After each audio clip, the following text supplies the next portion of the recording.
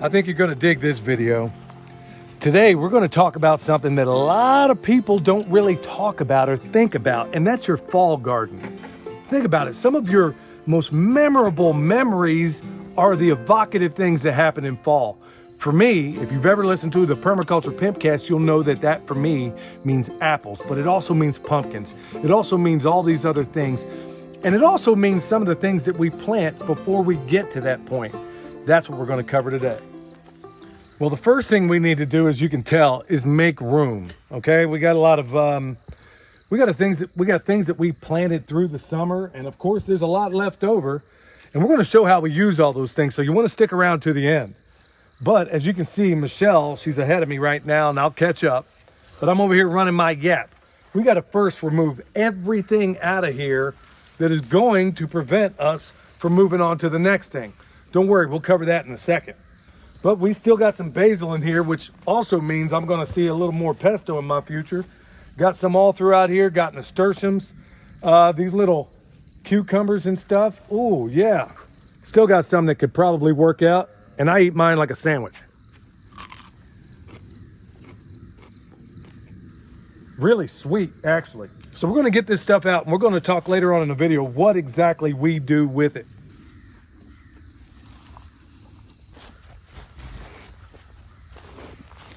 So what we're trying to do is make sure we don't just yank everything out of the ground. We don't want to disturb what's underneath there. We want to do as little disturbance as possible, because we got our allies down there, those friendly microbes that we want to keep very satisfied in the soil. So we're not going to just yank everything out of the ground. We're going to cut it off, chop and drop for the most part, or we're going to chop and take, and you'll understand the reasons why here in a minute. Well, y'all, today also marks 75 days of doing 75 hard. If you don't know what that is, we've talked about it extensively in our podcast, and what that means for me is that these days, I mean, first of all, I'm in fantastic shape, better shape than I've ever been since I was probably 20 years old. And the most important part is that my mind, I feel like I can go after Moby Dick in a rowboat and take the tartar sauce with me, as the saying goes. So there's a whole lot of changes I've made in my life, and there's a whole lot of wonderful things that are unfolding that hopefully are contagious. All right, so these nasturtiums, so we can eat the flowers and we can also eat the leaves. I'll put this in my salad with my microgreens. Good night. William described it like a peppery apple. That's exactly what it tastes like. Man, that's fantastic. I'm gonna save these, put them in my salad. While I'm gathering my lunch here, we're gonna go ahead and weed this one here. We're gonna time lapse it and save you all the agony of what that's like, but it does take time and it takes effort. So that's exactly what we're gonna do.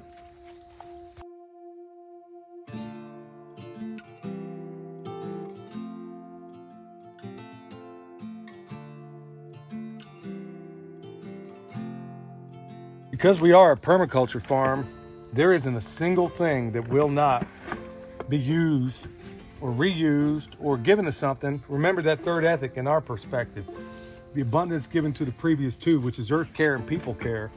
Everything I'm putting in this bucket, and I want to give you a little glimpse of that, is either going to go to the animals that will eat it. In this case, we got small comfrey that was left in this bed.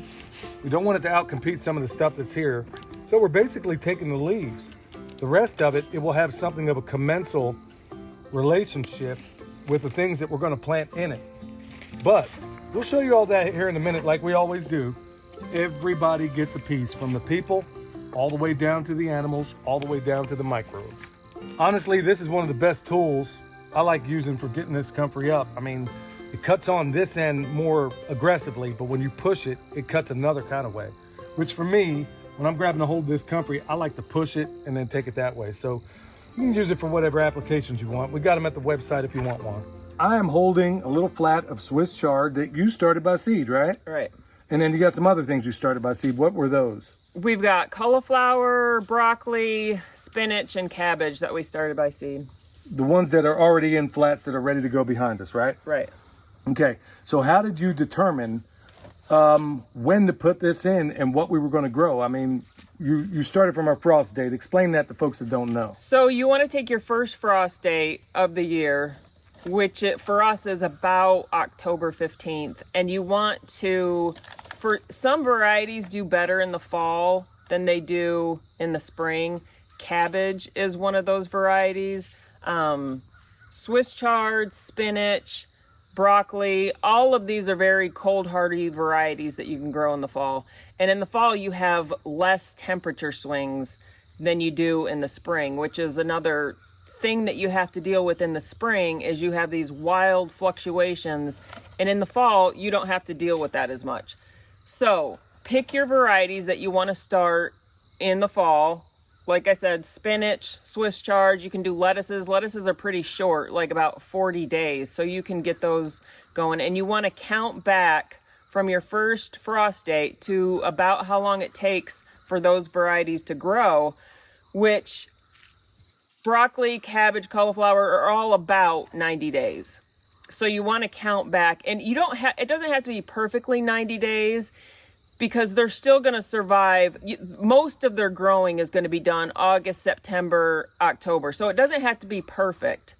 And for us, we have a lot of warmer days in October and even November. So they're going to survive once they're old enough. You might have to cover them up a little bit, but they'll survive. Yeah, especially with all the crazy weather patterns and things that are happening in weird places like Hawaii and a number of other places. So do the best you can, despite all the weird weather anomalies that are going on. Now, in this case, you started these from seed, but for anybody else that's doing it right now, you're probably going to have to buy them because you could buy them, or if your frost date is, let's say, September, you could still do lettuces from seed. Those are pretty short. Yeah, and keep in mind that, these are things you got to ask yourself. Like we were tearing these cucumbers off of here. We had cucumbers coming out of our eyeballs, like so many other people do. Squash, zucchini, those things are very, very prolific. In fact, up on the side of the hill, you can't see it right now, but there's a ton of those things that actually went through the digestive system of the pigs that we ran up there. And now we're getting another unexpected harvest up there. We'll talk about that in another video. So what's next? We're going to start with this bed, and you got several varieties that are going to be in here, right? So we're going to plant Swiss chard to the north, and then spinach, and then we're going to do lettuce, which is from seed. Which way is which, just so everybody understands? North is this direction. Good job, Mom.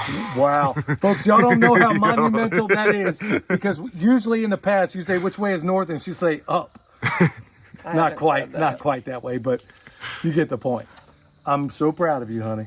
We've lived here for 4 years. Yeah. Let me get a mile down the road and we'll try this little experiment again.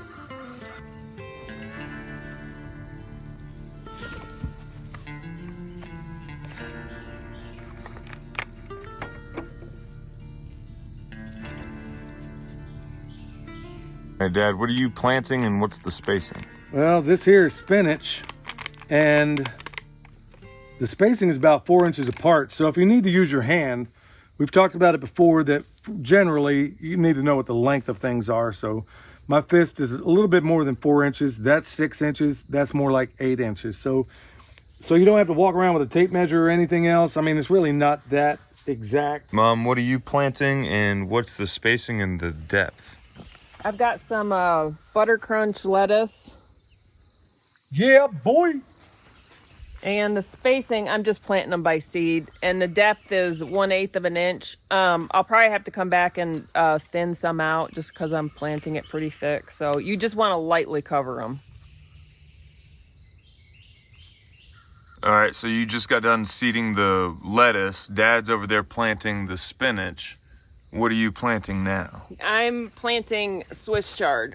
So your spacing is about 6 inches. Yeah, boy. So in this one bed, there's lettuce, spinach, and Swiss chard all in the same, all occupying the same spot. And your Swiss chard is going to get, I don't know if I said this before, but your Swiss chard is going to get tall. So you want to plant it to the north of the shorter varieties, like the spinach and the lettuce. So that way, if the Swiss chard was planted over on this side, it's not going to shade out anything on this side. Right. Oh boy. Oh boy.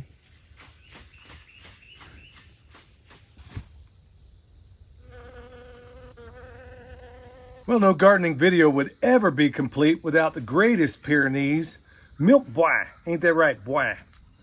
Yep, greatest Pyrenees. And he insists that you call him that. Anyway, we're over here on the next bed, and Michelle is over here planting cabbage. And that's basically going to take this whole bed right now. So I'm planting cabbage over here, and I'm doing it about a foot apart. If you're planting it in the ground, you're going to want to do it maybe 18 inches or 2 feet apart. Now, I also want to point out that another great thing that you can plant right now in a lot of different places is going to be the one thing that we champion more than any other thing that grows around here, and that's comfrey. This bed here, it's still got, we basically took off the leaves, and we still have the roots and everything else in the ground. So it's going to be interplanted also with this cabbage. They're going to be growing at different depths, won't be a problem for one another. But one cool thing is that we've done video after video after video of all of the wonderful medicinal benefits and how you can use it with your animals and how we use it in every conceivable way. Well, right now, through this weekend, whatever purchase you make of comfrey, we're going to throw in a comfrey crown. We've never done that before, so that's going to be free with any purchase throughout this weekend.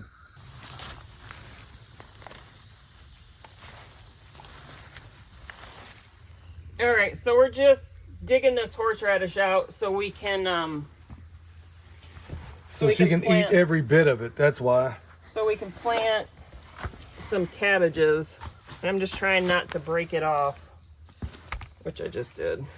I'm gonna plant cabbage in this bed, cauliflower, cabbage, cauliflower.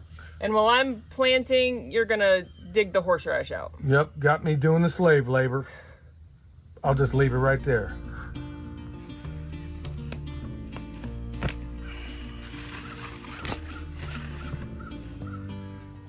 Oh, look here.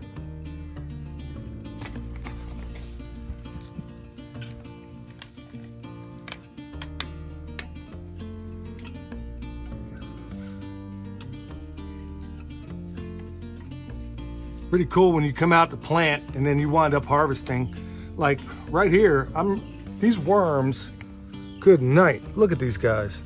And they're all throughout here. I want to make sure I get them underneath because I don't want them exposed to sunlight.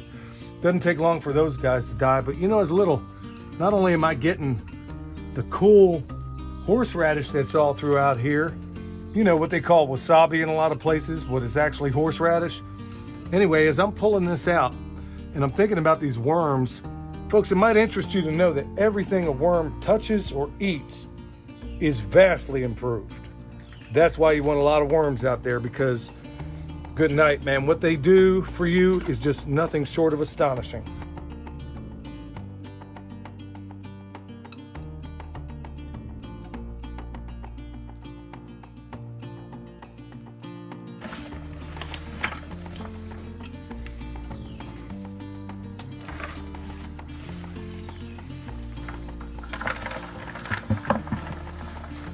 These old cucumbers are about to be recycled through those chickens, so we'll get eggs out of the deal.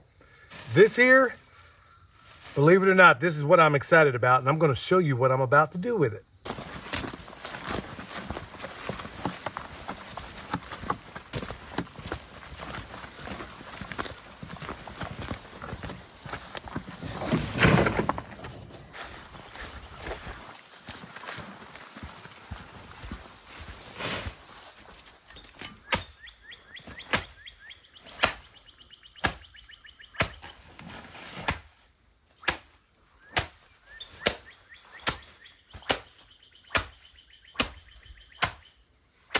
All right, this here's my rod of correction, so to speak. Here's what I'm gonna do with this stuff. This is the beautiful part. This is what makes me so excited about what I do in permaculture. It's because, like Jeff Lawton says, if it lived, it can live again. But this time, it's going to be transformed via this compost cage, via the other starting materials that I have over here. That will be the backbone, or some of the backbone, of my next compost pile. This is all my carbon. And let me show you what I'm going to transform it into that's going to wind up right back in the garden. So, here's a pile. I've been making compost non-stop. Here's one. It just got turned out. Here's another one a little further along. This one here is the cat's meow. And I'm talking cat's meow. Take a look at that. I even got overflows over here in which I'm working at. But here's what I'm trying to get at, is that when you can use the materials from your farm or as close to it as you can find, you're going to find out that the microorganisms that are attached on the surfaces of these things that are probably going to be more set and adapted to your area. So don't get it from 2 hours away. Get it as closely as possible, whether it's your lawn clippings, whatever the case may be. But word of caution, when you're dealing with vines and you're going to put them in a compost pile, if you don't chop them up first and you got a pile like a hot pile and you got to turn it by hand, you will pray for the mercy of death flipping that pile if you don't chop this stuff up first. So that is absolutely critical. Don't forget to check out the previous videos not too long ago where we discussed using a lot of the compost extract, and all of which comes from here. So we're not at all reliant on the fertilizer industry or anybody else. We're getting all of it right off the land, and you can do it too. Don't forget also, through this weekend, all the comfrey you purchase, we're going to throw in a comfrey crown, and you're going to be very delighted with that. Like I said, and then that's another thing that we're going to put in this pile too. So if you need any of that comfrey or the rice knives, world's best deer repellent, bone sauce, we got all that at the website. Hopefully this video is a blessing to you.